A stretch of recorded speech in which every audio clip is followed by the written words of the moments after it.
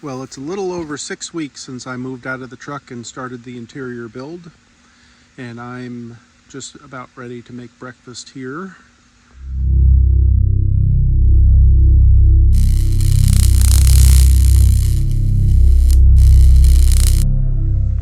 Going to give you a little walk around the camp, what morning looks like.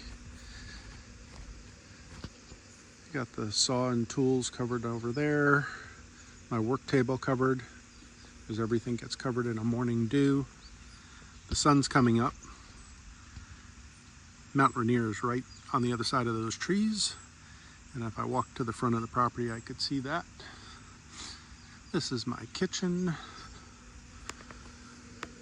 Supplies on the trailer. Got a number of projects done on the outside, like the mounting ramps. A ton of electrical work has been done underneath here.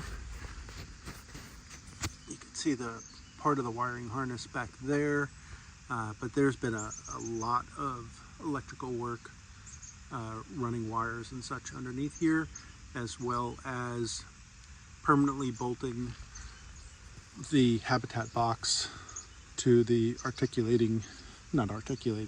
to the torsion-free flatbed. That was a project all in itself.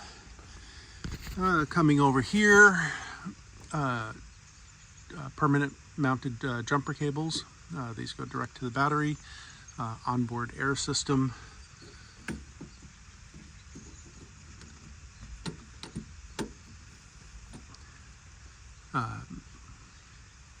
The air system is all complete now.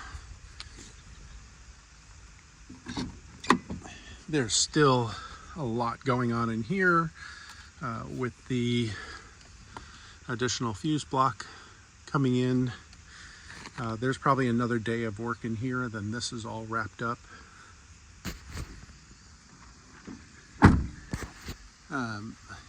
Can't see it, but up on top the air dam is put on, puts the air up over the solar panels.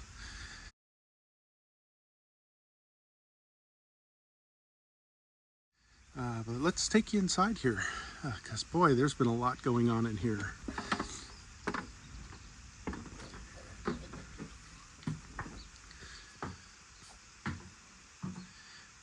From when I started the build, I think it was 3 days and I had this piece in. This is now actually has a finish on there. And that was kind of an indication of what was going to happen. It was pretty difficult to get that in there, the way the pins were set, or the tabs I should say. It just made it difficult to get that installed in there. But it's in. There'll be double doors here, double doors there, and a single door up there. Access to the cubby holes goes. This whole area here is full of mattress. This will all be lined with cork, as you can see here, cork here, and that's to prevent any of the condensation that happens in these composite fiberglass interior structures. They tend to condensate inside. So I am using cork to solve that. So I've got that around the bed. That will be inside both closets and all the cubby holes. And we'll come out here. These panels were all reworked. I added a whole bunch of ventilation holes. I also did the same on there, added a ton of ventilation holes. You can see some on the sides to allow air movement through all compartments. And what's the best way? So after I did that, I put in the rear bench. This is the dinette area. Then added the electrical components in here. This was completely reworked because I wanted to be able to access the water tank that's underneath there. So this was originally designed as a permanent fixture, which meant it was glued in and never coming out again. I reworked that so that this section right here that you would be sitting on actually comes out. After I did that, it's hard to see over here, but then I worked this panel in here. This is part of the kitchen and also storage, and this will be is getting reworked from a single door to a double door. Part of it is going to be a pantry, and part of it is going to be a hanging locker. So eventually I'll have a door down the center here. I don't know, I might not make it the center. I might make it one way or the other, because I don't need that much hanging locker space compared to pantry. But there'll be a divider in here, and a door will open, and then there'll be all pull-out shelves. The 4-in-1 microwave, air fryer, convection oven, everything goes in this spot. And then there's a drawer here. This I reworked coming back into here. Underneath here, by the way, you can't see it, but this space under here is where the composting toilet is. The bed comes over to here, so completely covers this. This was going to have 3 separate lids on here. I changed that to one solid 3/4 inch lid, upgrading from 1/2 inch. And I also made this support beam here, laminated 3 pieces of 1/2 inch plywood, because this is going to be taking all the weight when people get on and off the bed. So that was all modified. I modified inside of here, and just reworked this in, one adding a lot more ventilation through there. You can see the cork inside of there as well, even on the floor. So this is all completely cork lined, and anything inside of a cabinet will be cork lined. This was supposed to have a drawer that pulled out that I stepped on to get up on the bed, because this is quite high. I am now reworking that to a pull-out shelf, and there's lots of reasons for it I don't need to go into, but there'll be a 3/4 inch pull-out shelf that you step on to get up on there. They require heavy-duty drawer glides, which I'm waiting for them to come in. And then I'm going to have doors down here with storage. There were already going to be doors in this area, but they're going to be shorter now because of when I added this on there. So there was a lot of reworking on this. But then we come over to the kitchen here. This has been the real nightmare. I'm gonna shut this door maybe. Yeah, that might be a little easier. So this is the kitchen area. That's the gray water tank you could see that has now been mounted in there. This panel here got reworked. I completely opened that up to allow access from outside, because there's a hatch out there. So I can get to both water tanks. One is right here, the fresh water, 57 gallons of fresh, 21 gallons of gray. And there's a hatch out there that will allow me to access those there. So I opened up that panel so that I can actually get to that water tank. Same issue as I had over here. This cabinet was designed to be glued in, which then seals in that water tank.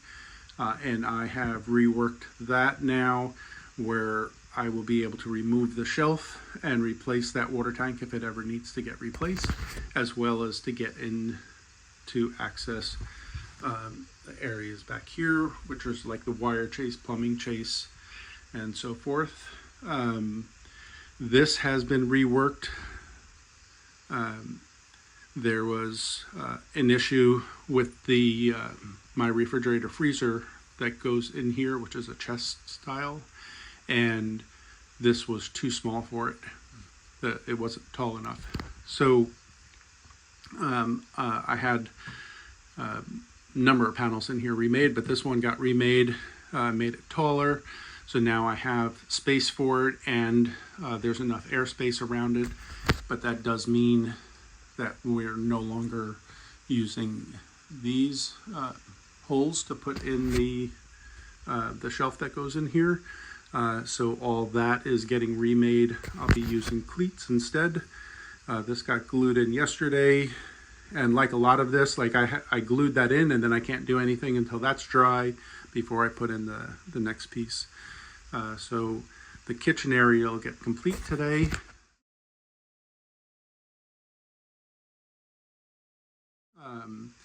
But I have changed it from a 42-inch high countertop, which originally I thought was a great idea for me because I'm tall, but resale, that would be awful. It would be difficult for any normal height person to actually work on that. So I am bringing it down to the same height as here, which will end up being taller than your standard kitchen cabinets, which are 36. We're going to be at 38.5 or 39. I haven't decided the thickness of the countertop. This piece here that comes out of the bed is 3/4 inch, and I might end up with either a 1 inch or 1.5 inch look countertop on there. And by look meaning it would be 1 inch, but it would have a 1.5 inch profile on the front. So that's what I'll be working on today, is setting that in, which means this panel is going to be modified again. I'll be putting a round over corner on here, I believe, or I'll do a round over if I put the counter into here, but if the counter is going to go over there, it'll just be cut just like it is here. And that's something I haven't decided on, but there's just a million decisions you're making as you're going through this. This is the dinette area. You're sitting right here, and I kind of like the bed here. This protects the cooking area from getting on the bed, and I might want to do the same thing here, round that over, and then just end the kitchen cabinet right into there to make a little splash, backsplash, for the cushions that are sitting over here. So that's something I have to figure out today and finish up. But as you can see, it is quite tight in here. Working is difficult. There's not a lot of space. I can't really store stuff outside because of the moisture or when it rains. So all the wood that I'm using gets stored in here and is only brought out there to work on. And some of this is wood that is left over. Like a lot of this is wood that I'm not using. It was used in other areas, and then I changed the size or changed the thickness of it. And so I'm using that to create other projects that I'm doing in here. And some of it, like this, is the door. These panels here are left for the kitchen. And these, I'm reworking these panels, which were supposed to be shelves for the dinette area, into doors for here, because the grain, you could kind of see it there, the grain on the doors were running landscape, and I did not like that, so I'm redoing those to have them going vertical. So drawers horizontal, doors vertical. I didn't catch that on this panel, and I might end up, if I have enough material left over, I will be cutting this off and redoing that. This is the drawer underneath waiting for my drawer slides to come in, but this is the drawer underneath the 4-in-1 microwave. So here you can see the vertical grain. That really should be running horizontal. And if it was me, this would be actually vertical. But I didn't do that. So if I have enough left over, I'll change that out. But I'm already planning to change those doors. And So that's everything. And yeah, as you can see, it is really difficult working in this style. If I was in a shop, I'd be able to have a lot of the stuff outside and ready to go, but I need it to be in here and out of the weather, and working on it. And after today, most of this will be out of here because it'll actually be installed. Some of these here, these pieces here are going up there for the tops of the doors. These two pieces right here go above the cork, so that'll be trimmed out with the plywood. And then the bed fills up that whole area. So when the bed's in here, you won't see any of this lower spot. It'll just be from here up. And these are the pieces for above the door. And then some of the other pieces here are the wire chase that run up and down here, and then where the electrical switches will be all above the door. So that is what's going on. This is what it looks like. What did I say? 6 weeks into it, and this is where I am. Mentally very difficult because I was figuring it would take 2 weeks to put these cabinets together, and the reality was a lot of this had to get reworked and changed, and that caused delays. And then there was a lot of prep with wiring and bolting this to the subframe, and then waiting on parts to come in, and just trying to make it like I did with the van. As I'm building things, I come up with better ideas, and that's how I make it perfect. And this is a good example of it. Like, this was just going to be a cabinet, and now this would be much better served if this was pantry and hanging locker, and having 2 doors instead of 1, which means I have to make drawers for that pantry, and it would be on this side, because if you're cooking here, you turn, you open that up, you could pull them out. Can't see my hands. You could pull this out with the door open, and you could be grabbing your stuff for the kitchen right here. Whereas if the pantry was on this side, it would make it much, much harder. You'd have to come over to this side. So just little things like that go a long way into making a build perfect or not. And this, for me, this is where people designing in CAD have a disadvantage. Whereas, like with the van, I didn't do CAD. It was a slow build, and things like this were done as I was going.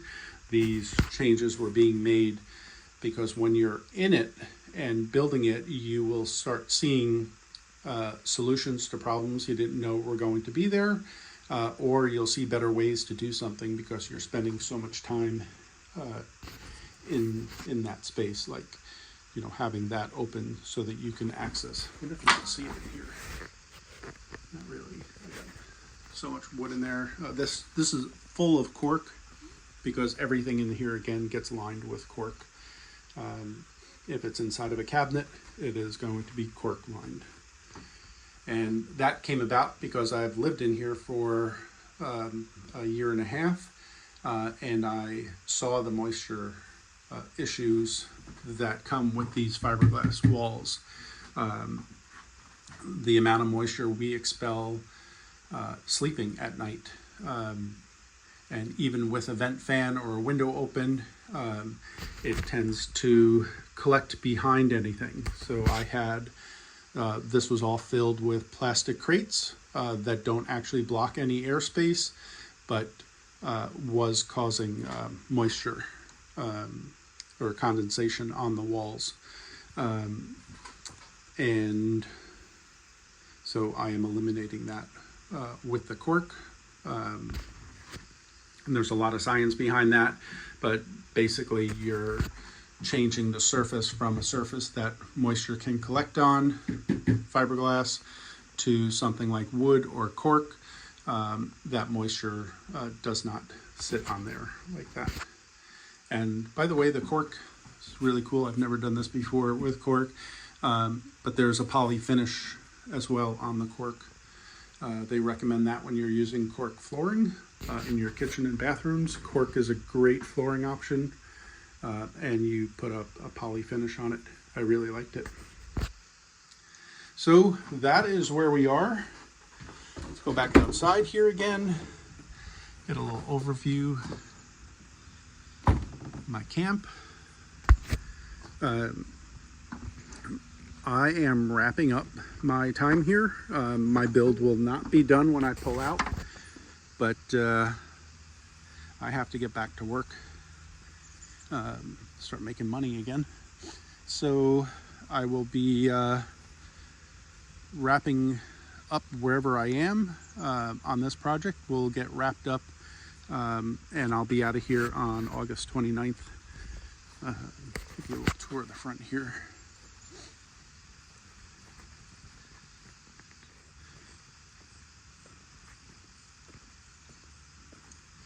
It's definitely been interesting trying to build it out this way,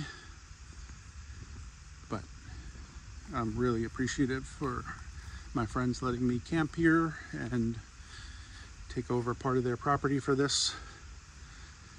But now it's time for breakfast.